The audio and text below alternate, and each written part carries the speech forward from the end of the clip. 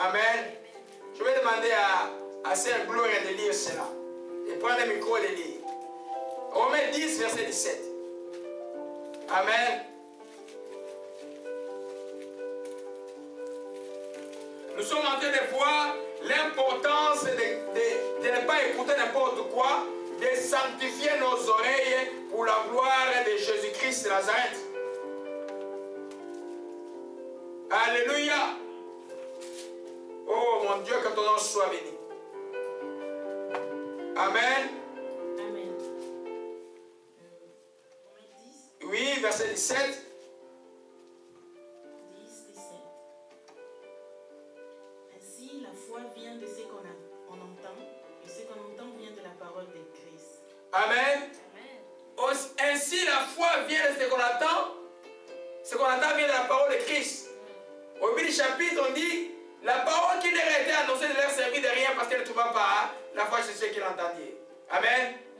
Ce qu'on entend vient de Christ. Alléluia. Bon, la parole de Dieu, quand elle entre, elle te produit quoi? La foi. En d'autres termes, elle te sanctifie et te fait faire les choses que Dieu voudrait que tu fasses. Mais quand tu prends l'inverse, c'est la même chose aussi parce que tu es comme un instrument. Quand ce que tu entres, en anglais, il y a une expression qui dit garbage, dans mon domaine, à l'épidémie, on dit garbage in, garbage out. En recherche, là, quand tu as mal commencé là, ne t'imagine pas que tu vas recevoir un bon résultat demain. C'est un principe aussi spirituel aussi. Amen. Garbage in, garbage out. Donc, poubelle entrant, poubelle sortant. Saleté entrant, saleté sortant. Alléluia. Imagine-toi, tu es assis une fois avec les gens qui murmurent tout le temps, qui se plaignent tout le temps. Ça va entrer dans ton cœur. Toi, tu ferais de produire aussi les murmures et les plaintes qui ne vont pas plaire à Dieu, tu vas avoir des problèmes. Alléluia. N'écoutez pas n'importe quoi. C'est pourquoi quand tu écoutes même des faux enseignements chrétiens là, ça va te détruire dans la vie. Alléluia. L'oreille des chrétiens c'est un filtre. J'ai bien que nous disions, mon oreille, c'est un filtre. Je discerne ce qui est de Dieu et ce qui n'est pas de Dieu. Ce qui n'est pas de Dieu n'entrera pas en moi. Amen. Voilà pourquoi nous faisons la prière, nous sanctifions vos oreilles. Jésus a dit, même brebis entendent ma voix, ils n'entendront pas la voix de l'étranger. Alléluia. Les brebis de Jésus entendent seulement la voix de Jésus. La voix de l'étranger, il ne faut pas l'attendre. Alléluia. C'est toi et moi qui devons faire l'effort de ne pas écouter, ce n'est pas Dieu. La sanctification des oreilles est extrêmement importante parce qu'elle déterminera le niveau de votre foi. Quelqu'un me disait à l'époque, il y avait beaucoup de choses dans la ville. Bon, il y avait un pasteur qui était tombé à l'adultère, il y a plein de choses. Mais donc, il me dit à l'Ingala, tu n'écoutes pas les choses qui se passent dans la ville. Il dit, je n'ai pas besoin d'écouter les choses qui se passent. Ce n'est pas mes histoires. Ça ne m'intéresse pas. Si quelqu'un te demande d'adulter son problème avec son Dieu, je m'en fous de tout ça. Je ne veux pas entendre ces choses-là. Moi, je vais entendre des actions de grâce. Je vais entendre ce qui est édifiant. Alléluia. Amen. Amen.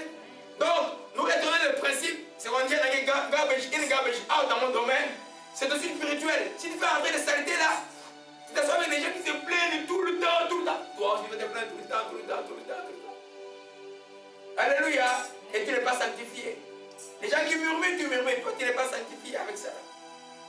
Voilà pourquoi la Bible dit, dans le psaume 1, verset 1 à 3, Amen. Alléluia. Psaume 1, verset 1 à 3.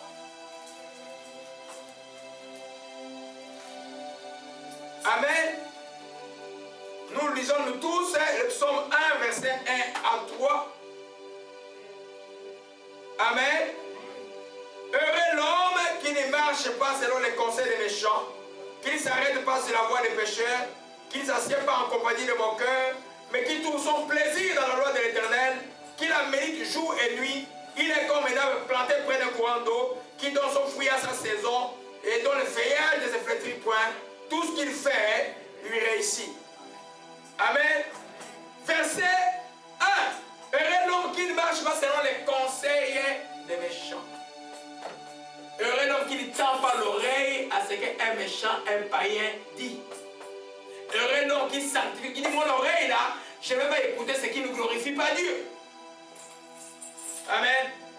Si quelqu'un dans les cas de conflit va te conseiller de rendre le mal par le mal, je vous dis que cela c'est un conseil de méchant. Tu ne seras pas heureux. Alléluia. Tu ne seras pas heureux. Amen. Revenons encore au texte de départ, Hébreux 12, verset 14. Sans la sanctification, nul ne verra le Seigneur. Celui qui a vu le Seigneur, quel est le fameux sentiment qu'il a? Quand tu vois le Seigneur même en vision, qu'est-ce que tu fais? La témoignage de notre sœur, quelle la joie. Tu es heureux, tu es heureuse. Alléluia. Les conseils des messieurs, tu n'écoutes pas. Souvent les chrétiens, même dans les familles, souvent dans les conflits familiaux, tu vas t'asseoir et écouter ceux qui accusent les autres, qui accusent les autres. Non, non. Tu es un juge de Dieu. Tu n'écoutes pas comme ça là. Amen. Amen. Ce qui n'est pas édifié, tu ne peux pas le tolérer. Souvent spirituellement, quand je m'assois avec quelqu'un qui dit les choses fausses, mon cœur est en train de bouger. Il faut que je quitte cet endroit-là. Mais il ne sait pas pourquoi je quitte. Ce qu'il dit n'est pas vrai. Alléluia. Amen. Amen. Amen. Donc, l'oreille est l'organe par lequel la parole pénètre dans le cœur. J'ai dit d'abord la parole. Toute parole, bonne ou mauvaise. C'est toi maintenant qui vas choisir d'écouter ce qui est bon. C'est quoi nous avons vu dans Romains 10, verset 17, hein, la parole de Christ, ou d'écouter ce que les gens... en cas d'une situation de maladie, tu fais tendre l'oreille à ton médecin qui dit tu as 6 mois de vivre, au lieu de tendre l'oreille à Dieu qui dit que par 5 mètres sur je suis guéri. Je vous dis qu'à un moment, Dieu va tester votre chrétienté. Si votre chrétienté est une chrétienté livresque là, un jour ça va cesser. Vous serez devant un événement qui va demander que vous croyez. Alléluia. Or, la foi, j'ai dit, on ne la ramasse pas dans la rue. La foi vient de ce qu'on entend vient de la parole de Christ. Alléluia. Donc, comment on sanctifie son oreille? En écoutant tout le temps la parole de Dieu. Et les conseils des gens qui sont sages, qui vont te conseiller les choses qui sont bonnes.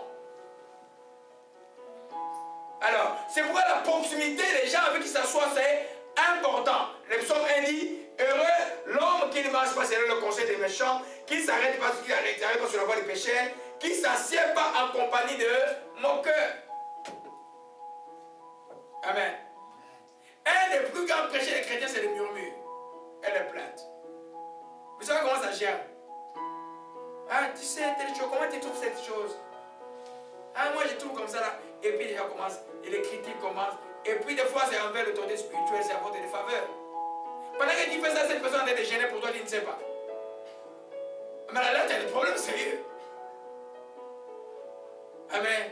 J'ai dit déjà, le plus dangereux de cette terre, c'est les vrais hommes de Dieu. Remplis de compassion. Parce que les vrais hommes de Dieu, c'est remplis de compassion. Quand Dieu lui parle, que tu as un problème qui t'amène à la mort, il va prier pour toi. Mais toi, pendant que tu commences à murmurer, tu as le problème. Ça fait ricocher, donc maintenant sa prière pour toi ne marchera pas et tu vas faire des problèmes. C'est vrai que Jésus a dit, nous pouvons tout recevoir par la prière, mais c'est cette prière qui partait par la prière de l'homme de Dieu. C'est la Bible qui le dit.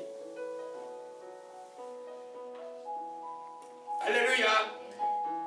L'oreille est extrêmement importante, mes bien-aimés. Quand vous essayez avec les gens, allons un peu dans Éphésiens. Oh, mon chemin la commande, Éphésiens chapitre 4. Oh, Mashika Malakaya. Éphésiens chapitre 4.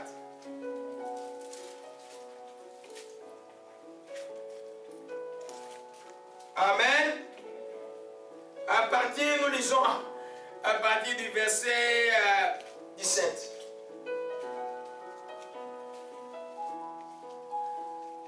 Oh, Mashikala. Amen. Donc ça, on va revenir après. Allons à Éphésiens 5 d'abord. 5.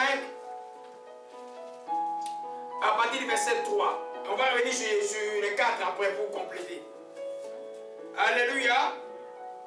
Je lis que l'impurité, aucune espèce d'impurité, que la cupidité ne soit même pas nommée parmi vous, ainsi qu'on vient à des saints.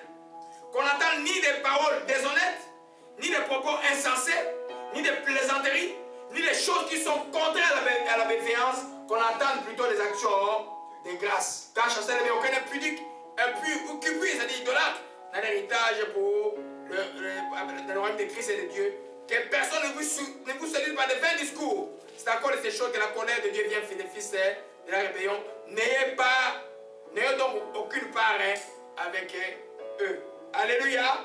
Je vais demander Sœur Annie de lire dans la version de la Bible qu'elle a, l'autre version, donc au verset 3 et 4, et sortez au verset 7. Amen. Souvent les enfants ne comprennent pas ça. Amen. J'ai lu au nom du Seigneur. Éphésiens 5, verset 3. Vous appartenez au peuple de Dieu, par conséquent, il ne convient pas qu'une forme quelconque d'immoralité, d'impureté ou d'envie soit même mentionnée parmi vous. Il n'est pas convenable non plus que vous prononciez des paroles grossières, stupides ou sales. Adressez plutôt des prières de reconnaissance à Dieu. Sachez-le bien, aucun être immoral, impur ou avare, car l'avarice c'est de l'idolâtrie, n'aura jamais part au royaume du Christ et de Dieu. Amen. Amen. Ne sont même nommés. C'est-à-dire que dans votre conversation, ces choses-là immorales, des causeries par exemple, ah, tu as vu cette femme-là qui passe, hein? Elle est belle, hein?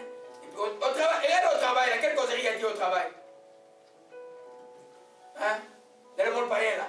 On parle de la femme, on parle des week-ends et de la boisson, on parle des vacances dans la plage, et puis on va. C'est quoi encore? Il n'y a rien d'autre, hein? C'est ma bourrine. Amen. Alors toi, chrétien, toi, si tu t'assois avec eux, amen, la Bible dit que tu ne dois pas t'asseoir avec les païens, mais tu t'assois avec eux. Vous partagez. C'est-à-dire qu'en d'autres termes, c'est eux qui t'influencent vers leur monde parce que toi, tu appartiens à Dieu. Amen. Au fur et à mesure que tu vas écouter cela, et puis ton oreille n'est plus sanctifiée, et dans le cœur, ça commence à entrer, et demain, tu vas voir, les yeux commencent à regarder, et puis tu vas tomber dans le mal. Alléluia. Amen. Le mot radical, il est chrétien. Le verset 7 dit, n'ayez donc aucune part avec eux. Hein? Amen. Aucune part. Eux, là, c'est qui? C'est le fils de la rébellion. C'est ceux qui sont encore déjà obscurcis, ceux qui ne croient pas encore en Jésus-Christ, qui ne connaissent pas les choses de Dieu. Ou surtout les demi-chrétiens ou les faux chrétiens. J'ai toujours dit, un demi-chrétien plus dangereux qu'un païen. Ce que j'appelle un demi-chrétien, des gens qui prétendent être chrétiens, dans les actions qui vont faire des choses totalement opposées à ce que Dieu commande. Amen. J'avais un bien-aimé ici, vous savez, j'avais un bien-aimé ici qui avait fait 2 ans, 3 ans avec moi. Je lui ai dit, mes frères, vous pouvez chasser les démons chez vous, je chasse les démons, vous dormez bien. Mais vous vivez encore ensemble. Je vous dis de vous marier là, la mairie, c'est pas compliqué là. Les frères ne voulaient pas. Je l'aimais bien, c'est vraiment un garçon très bien humainement. Mais j'ai dit, frère, je crois que c'est important que tu viennes plus à l'église. Je l'ai dit en secret. Et il a respecté ça. J'espère qu'aujourd'hui, 5, 6, 8 ans après, ils sont mariés, je crois. Mais s'ils sont encore comme ça là, moi, je ne peux pas faire autrement. Alléluia. Dieu est le mal. Alléluia. Amen. Amen. Donc Ève a attendu le